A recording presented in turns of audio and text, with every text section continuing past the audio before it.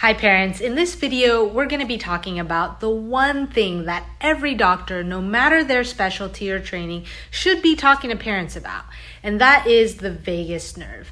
This one nerve is so important because it's where all sorts of health really comes from when it's working properly, or where all sorts of disease and chronic health conditions set in when the vagus nerve is dysfunctional, or when there's what's called vagus nerve disorders. Parents, if you have tried everything to get your child better neurologically, autism, ADHD, sensory, seizures, anxiety, pandas, PANS, if you've done everything to try and heal your child's gut and work on their motor tone, coordination, weak core, and all sorts of other therapies, diet changes, detoxes, and supplements, all in the name of getting your child's nervous system to work better so they don't struggle so much with autism, ADHD, anxiety, and so forth, then this video is for you. We feel every parent deserves to be empowered, educated, and informed about the vagus nerve because it is the most important nerve in the entire body.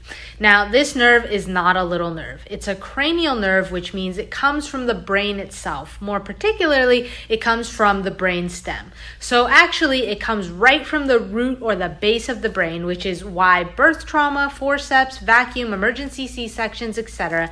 can injure and damage the vagus nerve, and therefore neurological health for that baby for the rest of their life until the vagus nerve damage, dysfunction, and disorder is found and fixed, which we will get through at the end of this video. If the vagus nerve is damaged, if it's dysfunctional, there is no supplement, no diet change, no medication, and no surgery that fixes vagus nerve dysfunction and fixes vagus nerve disorders. The vagus nerve's primary job is to be a sensory receptor nerve. That's why the vagus nerve is so important in sensory processing disorder, in speech disorders, and in mood and behavioral and emotional regulation, because we can't make the right decision with our words and communication, and we can't make the right decision about our emotions and our behavior if we have the wrong information, if we have improper, dysfunctional, or interfered with sensory input into the brainstem, which is where all sensory input, all motor coordination, all digestion, except for the very bottom of it, is organized, and even immune function is modulated and controlled in the brainstem. So the vagus nerve is very important, but where would it get off track? We've already alluded to it when we talked about birth trauma. Now, we call it intervention or augmentation in the literature, but we know that birth intervention and birth trauma is connected to autism, ADHD, sensory, seizures, cerebral palsy, anxiety, PANS, PANDAS, even gut and immune dysfunction. In the early stages, that gut issue is called colic and reflux, and then constipation, and then that immune issue is called chronic ear infections. And the pediatrician says, don't worry, they'll grow out of it. But what they're going into is further vagus nerve dysfunction. And what we need the vagus nerve to do as a child gets older is not only socialization, speech, and communication, but also emotional and behavioral regulation.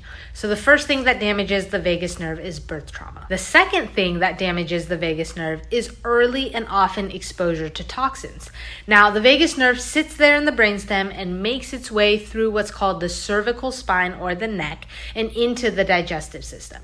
Because the vagus nerve is very involved in the modulation of inflammation, it is very sensitive to toxins. And in most cases, we find that that child's vagus nerve injury, their vagus nerve dysfunction, it didn't just have one of those. They had both. They had birth trauma, intervention, forceps, vacuum, C-section, induction, breech position, cord wrap, all sorts of challenges at birth. And then that sets the stage for their nervous system to already be stressed out, already be pro-inflammatory, and then they become very sensitive to toxins. If your child had birth intervention, and even further, if there was a lot of stress during pregnancy, then the vagus nerve is likely completely offline.